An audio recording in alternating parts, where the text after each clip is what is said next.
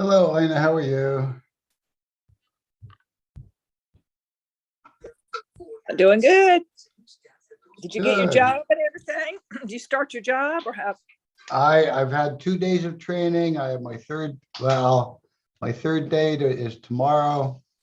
Tomorrow, what? No, Friday. I work for a special event Friday. Uh, Basically working as a parking lot attendant, and then back to training on Monday for the front gate job. That should be my last day of training, and I should be able to kind of go live. It's not real difficult, but yeah, I got the job. That's great. I'm glad that happened for you. Yeah, I've got mixed feelings. I mean, mind you, I'm glad it happened, but didn't they schedule me for a Wednesday night already? So I'm like, oh, Yeah. yeah. Now I think they've got it. They're straightening it out, but it got me thinking that we might take a little bit of a summertime break for the conversations here and only hold them like once a month for July and August. Something like that. We'll talk about that in a little bit as we get things rolling here. Yeah. Did you send out a Zoom notice? I didn't remember. I saw an event notice, but I didn't see you usually send out two. I didn't see a link. But Yeah, I went back. usually send one out with the link in it. Let me go check that. I know I worked on it. I may not have pushed the send button. That 'Cause would be good. I went back to the old and a one that there's a couple of ways to get in. I just Ah, sure enough, the one I sent earlier today, apparently I didn't push the right button and it didn't go out. I'm gonna have to just kind of do a real quick one, steal it from where I put it online. 1 second here. yeah, I just noticed something different, but I was able to kind of work around and get it through the other. It says thank you for your support. And then if you scroll down to the bottom, you can get to it that way too. Oh, okay. All right. There's that. I don't know. I must not have clicked the right button.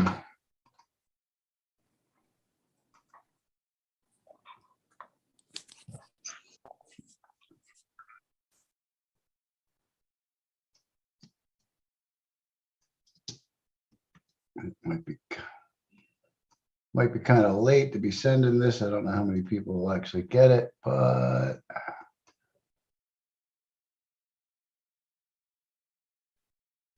usually these things hit the email pretty quickly after I hit that send button. Very weird. I must have sent it out on social media, but not through the Action Network link. So it might just be you and I tonight.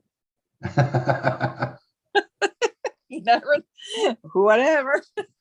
Hey, we've had, well, I had a board meeting the other day with just me, so they don't get much smaller than that. Right. Yeah. That can get a little frustrating, but I know my crew's got other things on their agenda, especially on a Saturday morning. So, and of course, the new job that throws a wrench in the works for my Saturday morning meetings. So we're gonna have to probably adjust those a little bit more as well. Right. Oh, we got Josh joining us. I'm gonna go check my primary email, see if I happen to get that one blast through here in a minute ago.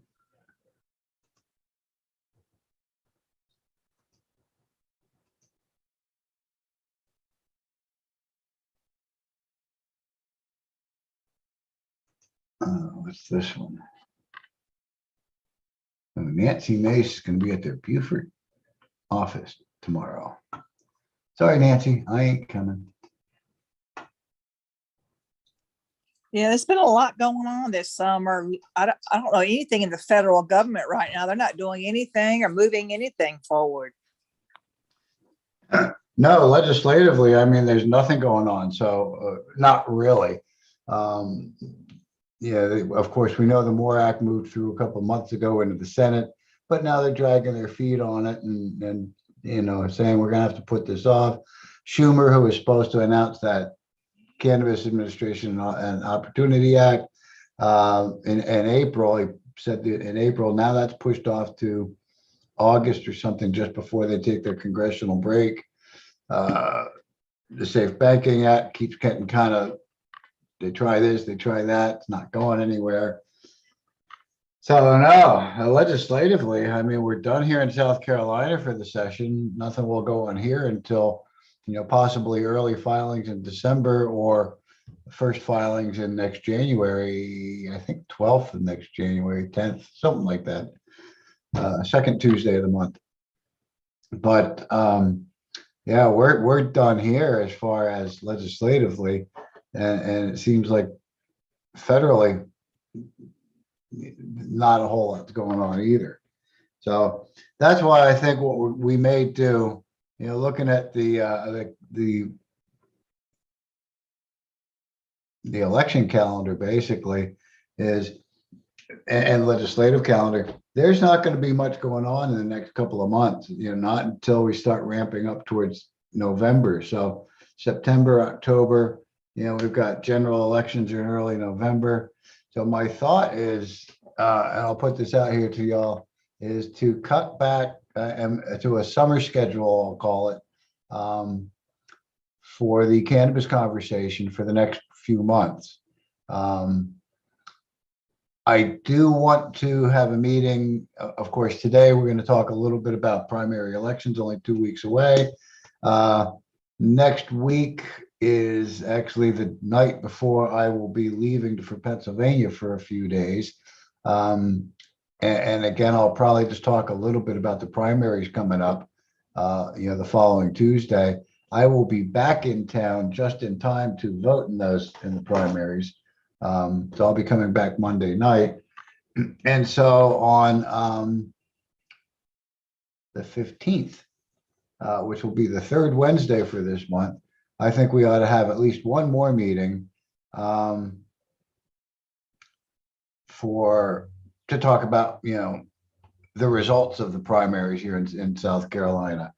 After that, I think I want to take a break from the cannabis conversations a little bit, break it down to the second Wednesday of July and the second Wednesday of August, which are the second Wednesdays when we typically will do our public member meeting or public meeting, and kind of go all over what's going on legislatively. We, of course, won't have a lot to talk about at those ones legislatively, but we'll kind of touch base on what's out there. And also at those ones, we talk a bit about what's going on with the local chapter. And like I say, I tend to every now and again get kind of burnout. I'm feeling it sort of now. And so I think what we're going to do is try and finish out these next couple of weeks talking about the primaries, getting the word out. I actually saw somebody today, Rosemary Wallace. Rosemary has a podcast, cannabis podcast that she does. I can't remember the name of the podcast offhand, but we're connected on Facebook, and I saw her share the NORML Smoke the Vote guide the past day or two. So with that said, I am going to drop this into the chat, and I'm going to officially start the meeting since we're already at 7:08 in the evening. So let me go ahead and start with that by welcoming everybody who's here on the call with me this evening. Sorry for the delay on the welcome. Welcome also to anybody who might be watching this on our live stream on YouTube, and welcome to anybody who's watching it as a recording on YouTube later. Whenever I do mention YouTube in this portion of the program, I do like to point out that we are not monitoring the comments section on the YouTube channel during the live stream. So if you do have any questions, comments, or concerns, leave them down below, off to the side, wherever your device allows you to leave comments. And once YouTube is done rendering the video, usually about 24 hours, we will then revisit the channel and address any questions, comments, or concerns that you left in the comment section below, off to the side, wherever. With that, I also want to start with our meeting disclaimer that all of our meetings are an environment of education and awareness and are not an open market for the sale, purchase, or distribution of cannabis. We do not encourage or condone illegal behavior of any kind. All right, I can close that off for the moment. And I did just share a link down here in the chat, vote.normal.org. I'm going to go ahead and share my screen with this for a couple minutes while we talk about the Smoke the Vote Guide. Those of you that join me regularly may be getting a little tired of hearing me talk about some of these same things over and over again. I'm hoping we do have some new viewers on the YouTube and things like that to kind of check these out from time to time. But again, if you go here to vote.normal.org, you will come to the NORML Smoke the Vote Guide. And if you scroll down here, you can either enter your address or 9-digit zip code to see the voting guide for your specific district, or you can go down through the names of the different states. And that's what I'm going to do for starters now, is go ahead and click on the state of South Carolina. You will notice an update on this since the last time. Last time we shared the Smoke the Vote Guide, you would have noticed right up here on the top, there were 2 special elections. One was for, I want to say, District 98, and the other one, I forget, 112. They were for vacated seats in the House. So they were doing a special election to get those seats filled, and then basically turn right around and have those people running again in the primaries to see if they can re-win those seats, come up in the next generals. Right off the top, on the top of the upcoming list for Tuesday, June 14th primary, you will see there is the governor's race. It is listed, sometimes these get a little mixed up, but this one's listed pretty accurately with independent candidates at the top. Of the registered candidates at the top, we have had contact with Gary Vitor. I want to click here. Did he actually answer our questionnaire? He has. He's answered our questionnaire, and he does support legalization for recreational use, decriminalization, and medical use. I do want to point out these 2 candidates here that have grades for governor. It's not because they responded to our questionnaire, but it's either because of legislative activity that they've shown, being politicians that have sat before. We know Mia McLeod had co-sponsored the House version of the, I forget, Senate version of the controlled of the Compassionate Care Act. She also sponsored her own S335 bill to deschedule cannabis under the South Carolina Constitution, making it legal recreationally in South Carolina. Good legislation that got nowhere, never got acknowledged by the committee it was assigned to, never got voted on in that committee, never got debated in that committee. And of course, Joe Cunningham, we know that he made his announcement, I want to say last June or July, as being a pro-cannabis gubernatorial candidate in South Carolina. And a couple weeks after, a week or 2 after he made that announcement, we had him on the Cannabis Conversation. You will see some other people. I'll drop down one more. Of course, we have our Republican contenders in the governor's race, incumbent Henry McMaster and Republican candidate Harrison Musselwhite goes by Trucker Bob. I again have reached out to all of the people that have not been scored, and even some that have. Again, McMaster gave another shot to answer the questionnaire. If they don't respond to us and we have no other links and or documentation, we cannot rate them, we cannot score them. And at this point, although I have done a couple of endorsements here, you'll see one in District 2. I think National kind of frowns on actual endorsements. So I might have to like pull those back at some point. We'll see. But But what I do want to point out is if you happen to know anything about any of these candidates that we don't know, that I don't know, we would ask you to click on this line that says, know this candidate's position on marijuana? Tell us. And if you click on that, it is going to take you to a check sheet, a little questionnaire about that particular candidate. It's going to ask you to check the appropriate boxes in here. You don't need to give them a rating. We give them a rating based on a rubric that we have already drawn up. What is necessary is the sources and or additional info section here. So, I mean, if somebody would come in here and say, oh, Carlton Boyd, he wants to legalize, tax, and regulate for recreational purposes, also supports medical use.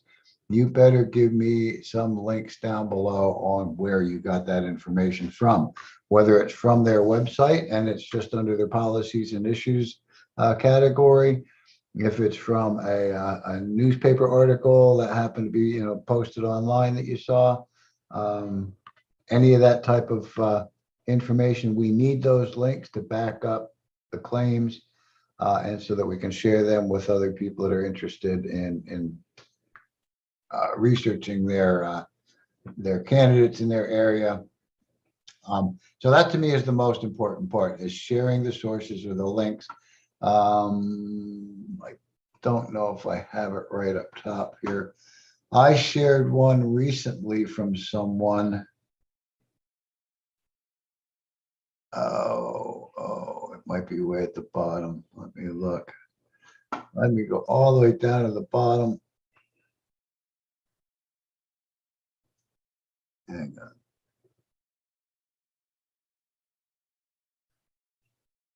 on. Attorney General. Okay. Not sitting. I need to go back up a little further here. That might have been right under governors.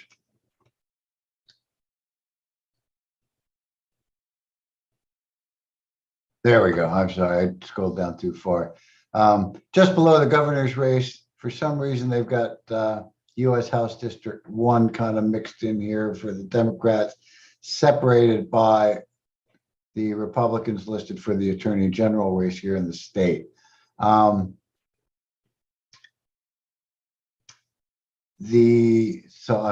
it's a little confusing there. We'll kind of backtrack to that.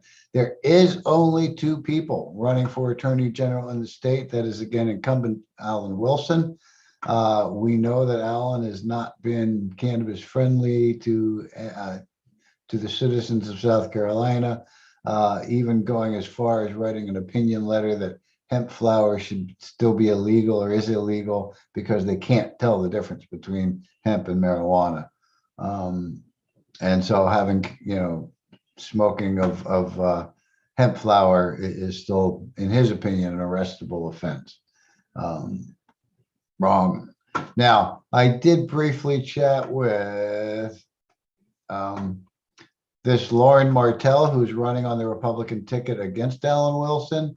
And this information, I believe it was the link in here. Right here, this Attorney General candidate Lauren Martell interview pops out to a YouTube at minute 29 and 10 seconds. So very near the end of the interview, because it's only a 33-minute interview. She talks a little bit, and not real specifically per se, but about supportive medical cannabis. I want to put it in a bit of a wishy-washy way. But anyway, I did communicate with her a little bit through Facebook messaging. And she had said she would fill out our candidate questionnaire, never did. But just because of that quote in that particular video, she was listed as supporting a medical use and got a B, which is medical use support in the state and a rubric. So that's where, when I say links to information or stories is important, if it's a video like that and the comment doesn't come until toward the end or whatever, go ahead and please copy that. Let me just open up. you'll see when you go here to share, you should be able to see this on the shared screen right now. It gives you an option to check off the box that says start at, and wherever it is the beginning of that particular segment is, you click that, it will actually count it out. And I think seconds time, 1750 seconds in. And that's where that number comes from there. You'll see it disappear when I uncheck and reappears when I check. Then copy that link, share that to us on that resources link. That way we're not watching the whole video trying to find out where this one comment is from this one candidate from some one town in Charleston that we might not be aware of. Try and get us as close to that comment so that we're not spending a lot of time or other people that are watching and trying to find these links. Don't have to spend a whole half hour listening through an interview or something like that, a commentary, to find the specific link that we're looking for, or info, should I say, that we're looking for. Now, let me switch back to here. That's what makes these know your candidate's position tags really important. Just out of curiosity, I am going to click in on Henry McMaster here, because apparently once you start giving some information, or once we start giving some information, that's what I was looking for. That link is still down here at the bottom of that page. If they know more information than we have listed, again, they can click on that, give us the resources that they got it from, give us the appropriate information. So although that link disappears from the main feed, once you do click into that candidate, that link is still down there below. If you know more about this candidate's position on marijuana, please tell us. Really, your help on this is very, very important. It's been helpful as we've moved forward into the primaries. Again, with the primaries just 2 weeks away,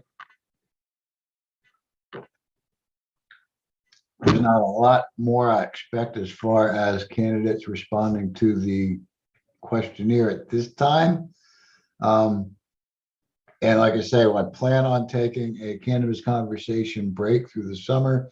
We're going to cut these down to probably one a month for a couple of months. But as we start to ramp back up in, I'm figuring September, probably on that second Wednesday of September, we'll get back up and start going weekly again from there, because we are September, October. That puts us 2 months away from the generals. And again, we will do the second Wednesday of each month in July and of August as well. So we will be able to sit and chat for a little bit on those days, but otherwise we are going to cut these back for a summertime bit of a break. Let me see if I can recharge my batteries, re-energize, refocus a little bit. Right now, I don't know if you all are on it initially, but when Ina was asking, did I get the job? I applied for a part-time position at the local county park here on James Island. I did get the job as a front gate attendant. So pretty much everybody that comes in, I get to go $2, please, or your park pass, please, or, or wave them through if it's a vendor, that kind of thing. But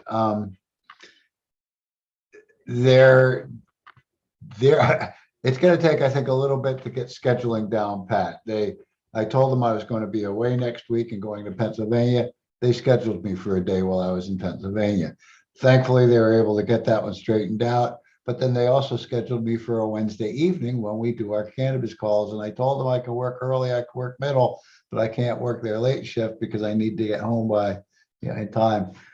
They scheduled me for it, and I did have one of my, I guess, managers bring it up to me earlier this evening and say they will try and get that fixed.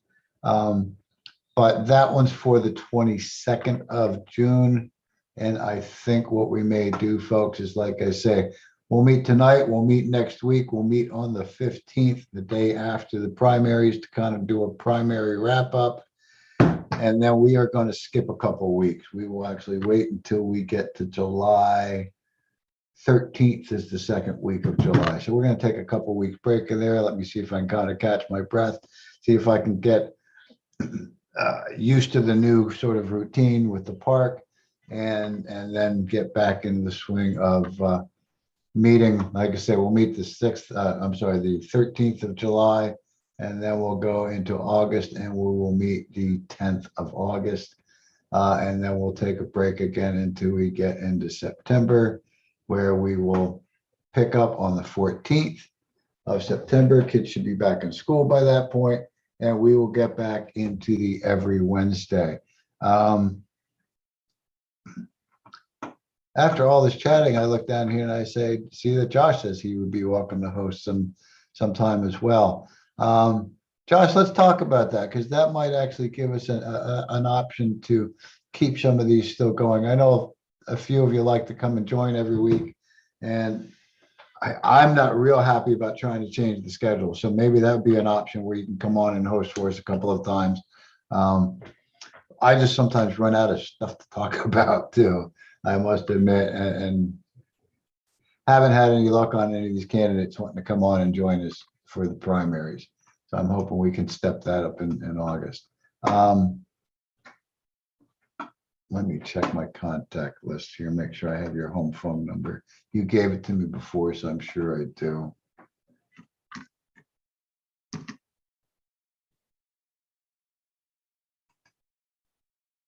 Yep, I got it. 6778. All right. Yeah, we'll talk about that over the next week or so, because that might be an option to keep some of these, something happening here on Wednesdays through the next couple months. All right, let me get back over to election day. I'm going to go ahead and reshare this one more time.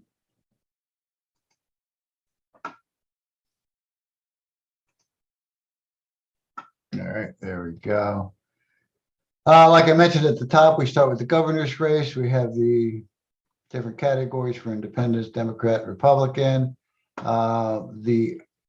Besides this Attorney General section being thrown here in the middle, for some reason, we have federal House races. So the U.S. Congress, when they say U.S. instead of SC here, District 1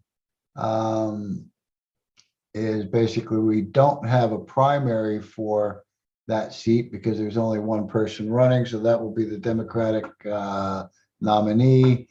We do have for House District 1, which again is my district where I live. Currently, that should stay the same in the redistricting. A race between Nancy Mace, Katie Arrington, and Linz Piper Loomis. Again, I've tried to reach out to all of them to answer the questionnaire. None of them actually responded to the questionnaire. Nancy's got the highest grade because she has actually sponsored medical decriminalization or descheduling legislation. But you'll notice here the 2019 comment on some of her comments goes back a while. It's because, again, she had not answered the newer questionnaire. Katie Arrington, again, I don't know where, if it's in a link here or not.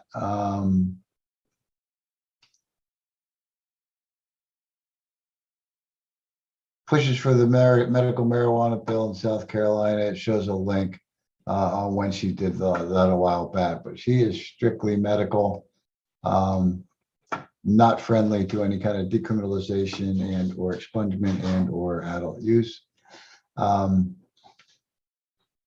But those two will battle it out come the 14th.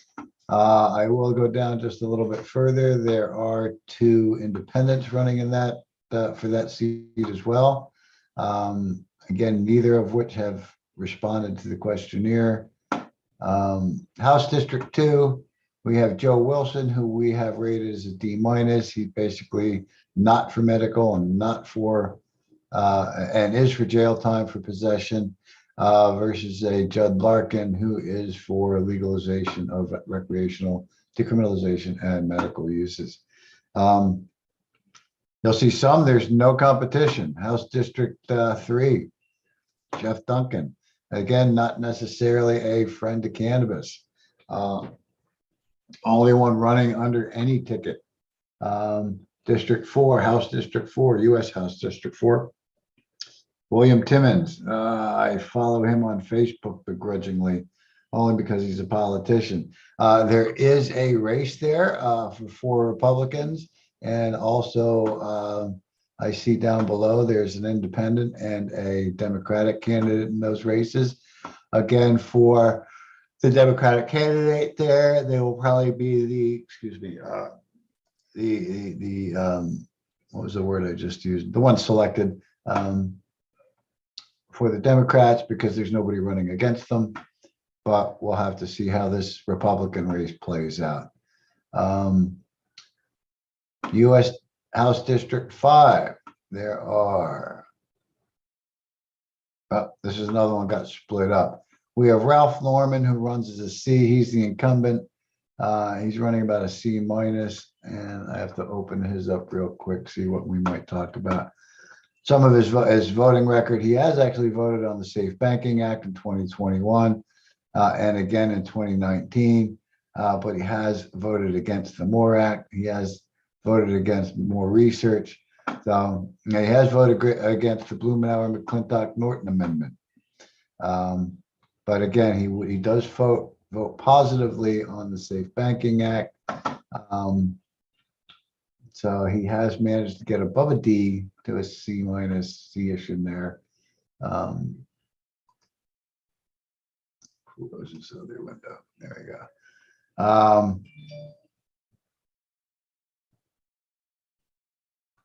Okay, and that one's split for some reason. This District 6Ds are in the center of those District 5s. Jim Clyburn here in House District 6, Democratic ticket, does have 2 contenders running against them. He is the incumbent in that district. Also, there are 2 Republicans running in the primary to try and run again on the general's ticket. So that'll be kind of an interesting race to watch. Who wins it for the Democrats? Jim's been pretty favorable. As you can see, he's got a grade A. Michael Addison, Greg Dixon have not responded to our requests for filling out the questionnaire. So these will be things that we're going to start looking at once we kind of ramp back up in September, is reaching out to the Smoke the Vote guide should be updated for that election about 60 days before the November election. So about beginning September, probably late August or very early September, we're going to have to start hitting all these candidates again. Any of them that have not answered the questionnaire, it'll be more important during the generals than it is during the primaries, although I find it's important for both races. Here's a good example. You've got 7 candidates running for House District 7 under Republican ticket, and I don't think there's any Democrats running for that, but there is 2 independents running for that. Tom Rice does get a B, federal level congressman. Yeah, does get a B. Probably the highest grade of any House district representative besides Nancy Mace in the state. But he's got a lot of competition, apparently. He's got 6 other Republicans running against him for that seat in District 7. And then, of course, there are 2 in the independent. So he's got to win this race first if he wants to, continue, and then win the generals as well, if that's how it plays out. All right, so that's the 7 House districts that are up for election come Tuesday. Then we move to the state districts. And as you can see, as we go down, there will be some, multiple candidates. So a good example here, House District, State House District 1. It's going to be one Republican against another. When it comes down to the generals, it'll be a given. It's not even necessary at that point to have their position, because there's nobody running against them.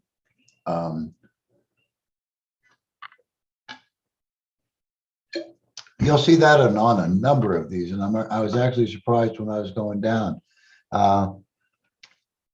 State House District 2, one person running. Guess who's going to be the next House rep for that particular district? House District 3, one person running. Guess who's going to be the representative of District 3? And so on. Okay, you get to District 4, there are 2 Republicans running. We know we'll have a Republican representative in that seat. District 5, although there are 3 Republicans running and one independent running, again, only one has been graded. I'm assuming that is from political activity. Yeah, supporting the House version of Compassionate Care Act. Yeah. While I'm chatting, I noticed somebody else has chatted here. Oh, I didn't hear that Judd wants to take people's guns. That's probably partly why I'm told be careful who we endorse. Because I can't imagine that that's going to be good for anybody's voting, for anybody who's trying to get in. It's not going to be a good position, especially here in South Carolina. I have, like I said, I have endorsed a couple in a few seats, but I have not done many. And after the primaries, I may have to roll those back. But I've tried to keep that as a minimum. Because again, there could be those regretful things somebody said. Matter of fact, I just watched Tom Davis roll back his endorsement of somebody from down in the Beaufort County area because of something that recently has come to light. Though it's not unusual to see it happen. But I think in some cases, we're going to be better off after the primaries, roll back any endorsements we have and readdress them as we get closer to the generals.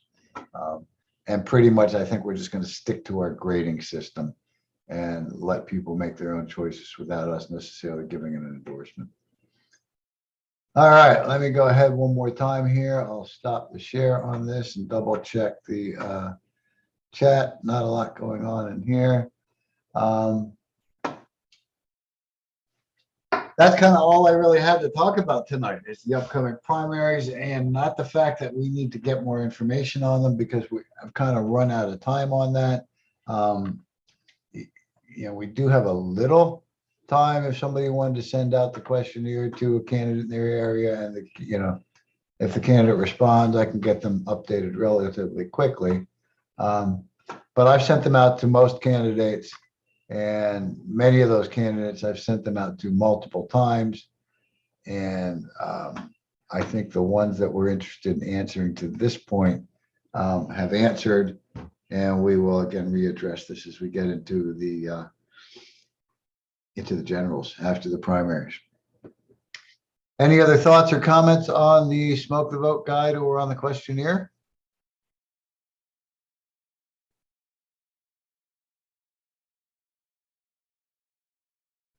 Okay. I don't have much else to really chit chat about tonight. Like I said, I've been a little bit mind fart, whatever you call that, just not all there, not well focused. I will do a little bit of thinking until we meet again next Wednesday, because we will talk again next Wednesday a little bit about these primaries coming up the following week. And at that point, I will have chatted a little bit more with Josh to see about maybe extending some of these calls, and have him come in and kind of host a couple of them. Maybe that'll keep us going. We'll talk about that a little bit more next week. Yes, Josh, I think you're right. South Carolina is screwed when it comes to change. This state changes very, very slowly. And sometimes I've seen it changing backwards.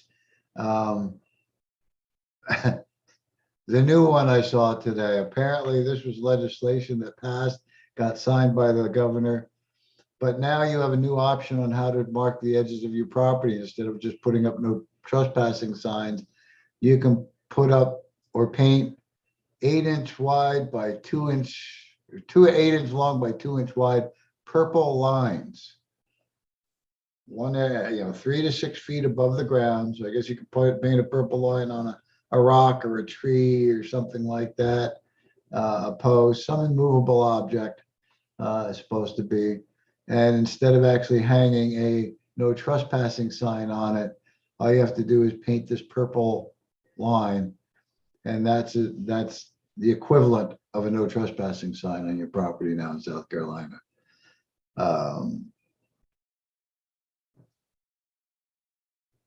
See, I never heard that about a purple line in South Carolina about for hunting or anything.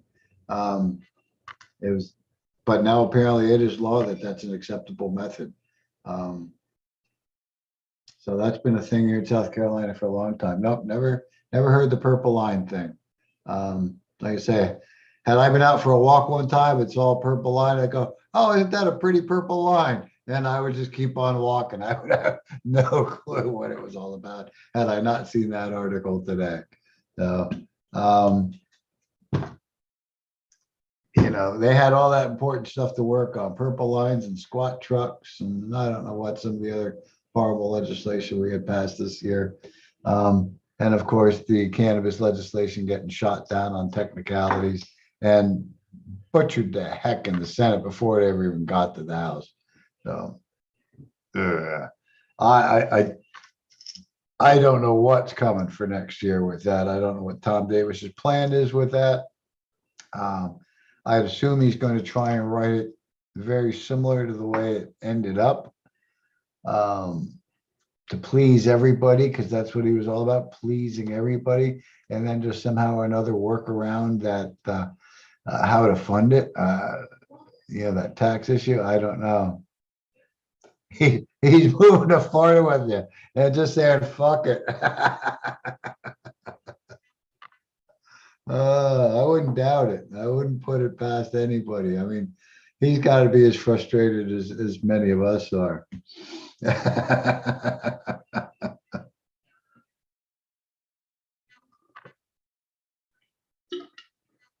Yep, Joey, I believe that. I have not.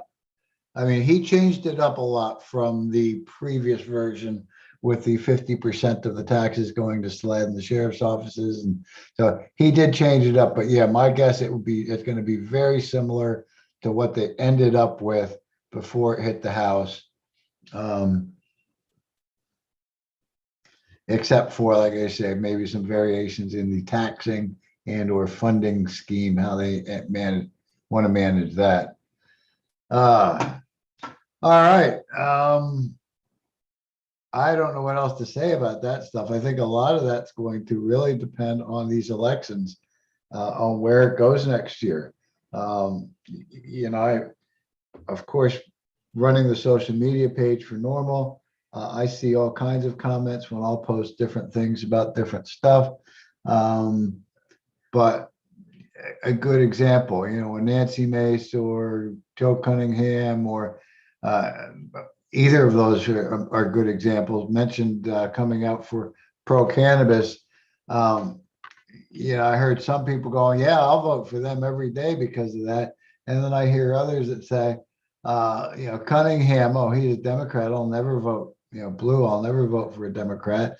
And then when it came to Mace, it was like, oh, well, she's just doing it to try and get votes, and she's not a real Republican because she supports it. And I mean, it's even funny, the Katie Arrington ads that I see on TV uses a picture of Nancy Mace, right next to it, picture of a pot leaf in a dispensary window as part of the ad. So that does not make me think that Katie Arrington is too cannabis friendly at all when she's trying to put this up as scare tactic, I think. I'll have to keep an eye on that. I haven't been watching North Carolina very closely. I knew they were still working on medical legislation up there. So you're saying, Joey's saying North Carolina is voting on medical next week in their Senate. They must have a longer session than we do. And then Josh is so messed up. The big issue was it's federally illegal, but legal in DC. And that's been one of the biggest arguments. I mean, I really wish that we get somebody to make these changes federally because that takes away one of the biggest arguments that the South Carolina legislators have is, they say, well, it's federally illegal. Or, yeah, and that might actually resolve some of these FDA approval things they talk about, which, because if it's descheduled, it takes the DEA out of the permitting process for who can research it. They've been a lot of the big blockade in doing any research. And of course, a lot of our opposition say it needs more research and it needs to be FDA approved and blah, blah, blah, blah, blah. Well, first off, FDA doesn't approve whole plants. They approve chemical compounds. Secondarily, to get anything FDA approved starts with submitting your research. And the thing with cannabis is you can't research it without permission from the DEA, and the DEA is not in any hurry to give anybody permission. And they will also pick and choose who they'll want to do research, because they historically have given approval to about, I'm going to say my numbers might be a little off, but 94%, I believe, is the number of approved research studies for the negative effects of cannabis, and only 6% were for researching the positive, benefits of cannabis. So they pick and choose who they allow to do research, causing some of these researchers. I've actually, read one article, listened to an interview with one researcher, where they actually had to revamp their study proposal to make it sound like they were looking into the negative impact or negative impact of cannabis, only so they could get their permit through and actually do the research that they wanted to do, which was trying to show the opposite of that. It was show some of the positive benefits of cannabis. So that, and the fact that it's only been the University of Mississippi weed that they can use, which is garbage Mexican weed. Although they have approved, I think, 3 other growing facilities, none of those are up and running at this point.